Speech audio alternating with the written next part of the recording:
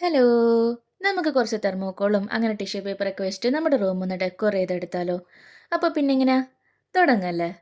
അപ്പോൾ 4 തെർമോക്കോൾ റൗണ്ടായിട്ട് മുറിച്ച് വെച്ചിട്ടാണ് കേട്ടോ ഞാനുള്ളത്. പിന്നെ അതിലേക്ക് നമ്മുടെ നൂലെടുത്തിട്ട് നല്ലോണം ചുറ്റി കൊടുക്കണം.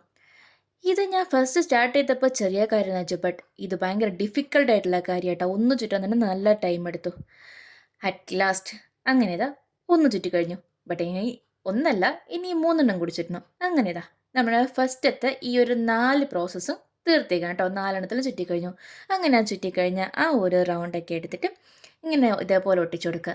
ഇനി ഇതിൻ്റെ അടിയിലേക്ക് കുറച്ച് അൽക്കുലത്തെ പണിയാക്കിയാണ് കേട്ടോ. അതിനുള്ള സാധനങ്ങൾ ഇതാ ഉണ്ടായിക്കൊണ്ട് വെക്കാണ്. ആ സെയിം നൂലെടുത്തിട്ട് ഇതുപോലെ കെട്ടിക്കൊടുത്തിട്ട് ചീർപ്പ് വെച്ചിട്ട് ഒന്ന് നല്ലതുപോലെ തന്നെ ചീക്കി കൊടുക്കുക. ആൻഡ് അതെല്ലാം കഴിഞ്ഞു. ഇതാ ടിഷ്യൂ പേപ്പർ കളർ വെള്ളത്തിലൊക്കെ മുക്കി എടുത്ത് വെച്ചു.